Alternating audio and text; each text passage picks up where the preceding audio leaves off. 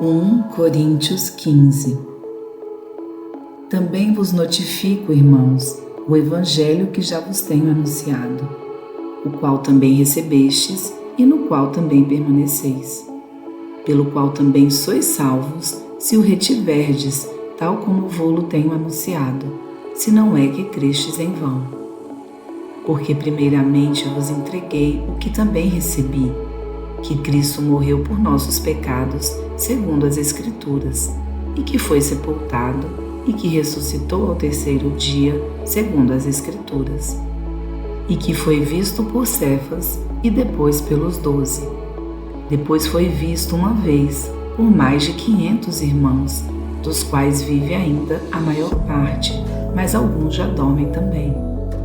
Depois foi visto por Tiago, depois por todos os apóstolos. E por derradeiro de todos me apareceu também a mim, como a um abortivo. Porque eu sou o menor dos apóstolos, que não sou digno de ser chamado apóstolo, pois que persegui a igreja de Deus. Mas pela graça de Deus sou o que sou, e a sua graça para comigo não foi vã. Antes trabalhei muito mais do que todos eles. Todavia não eu, mas a graça de Deus que está comigo. Então, ou seja eu, ou sejam eles, assim pregamos e assim haveis crido. Ora, se se prega que Cristo ressuscitou dentre os mortos, como dizem alguns dentre vós que não há ressurreição de mortos? E se não há ressurreição de mortos, também Cristo não ressuscitou. E se Cristo não ressuscitou, logo é vã a nossa pregação, e também é vã a vossa fé. E assim somos também considerados como falsas testemunhas de Deus, pois testificamos de Deus que ressuscitou a Cristo, ao qual, porém, não ressuscitou, se na verdade os mortos não ressuscitam. Porque se os mortos não ressuscitam, também Cristo não ressuscitou. E se Cristo não ressuscitou, é vã a vossa fé, e ainda permanecei nos vossos pecados. E também os que dormiram em Cristo estão perdidos. Se esperamos em Cristo só nesta vida, somos os mais miseráveis de todos os homens. Mas de fato Cristo ressuscitou dentre os mortos e foi feito as primícias dos que dormem. Porque assim como a morte veio por um homem, também a ressurreição dos mortos veio por um homem. Porque assim como todos morrem em Adão, assim também todos serão vivificados em Cristo. Mas cada um por sua ordem, Cristo as primícias, depois os que são de Cristo na sua vinda. Depois virá o fim, quando tiver entregado o reino a Deus, ao Pai, e quando houver aniquilado todo o império e toda a potestade e força. Porque convém que reine até que haja posto a todos os inimigos debaixo de seus pés. Ora, o último inimigo que há de ser aniquilado é a morte, porque todas as coisas sujeitou debaixo de seus pés. Mas quando diz que todas as coisas lhe estão sujeitas, claro está que se excetua aquele que lhe sujeitou todas as coisas. E quando todas as coisas lhe estiverem sujeitas, então também o mesmo Filho se sujeitará àquele que todas as coisas lhe sujeitou, para que Deus seja tudo em todos. De outra maneira, que farão os que se batizam pelos mortos, se absolutamente os mortos não ressuscitam? Por que se batizam eles então pelos mortos? Porque estamos nós também a toda hora em perigo? Eu protesto que cada dia morro, gloriando-me em vós, irmãos, por Cristo Jesus nosso Senhor. Se como homem combati em Éfeso contra as bestas, que me aproveita isso se os mortos não ressuscitam?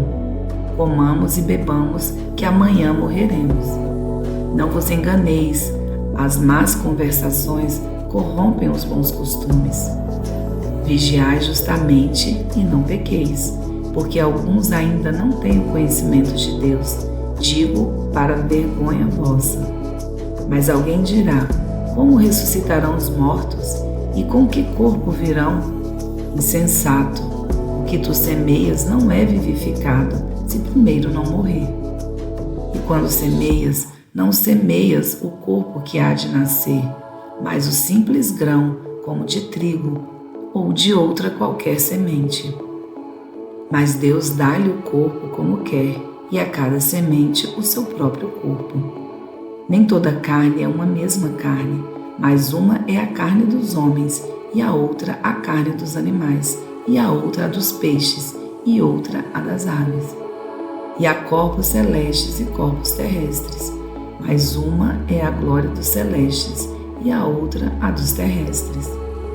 Uma é a glória do sol, e outra a glória da lua, e outra a glória das estrelas, porque uma estrela difere em glória de outra estrela. Assim também a ressurreição dentre os mortos. Semeia-se o corpo em corrupção, ressuscitará em incorrupção.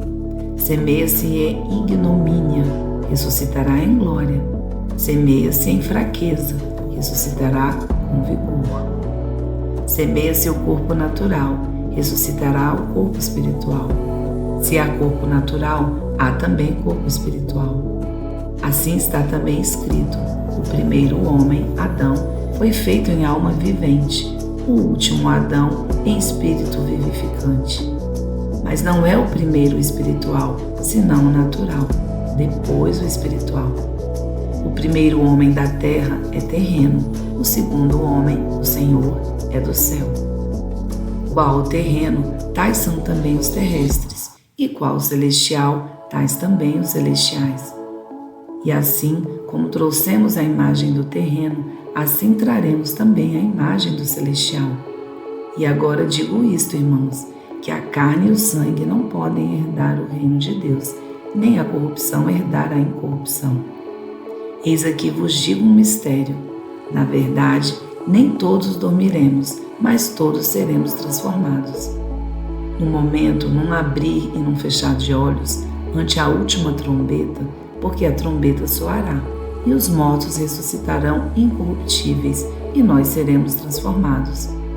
Porque convém que isto que é corruptível se revista da incorruptibilidade, e que isto que é mortal se revista da imortalidade. E quando isto que é corruptível se revestir da incorruptibilidade, e isto que é mortal se revestir da imortalidade, então cumprir-se-á a palavra que está escrita: tragada foi a morte na vitória. Onde está, ó morte, o teu aguilhão? Onde está, ó inferno, a tua vitória? Ora, o aguilhão da morte é o pecado, e a força do pecado é a lei.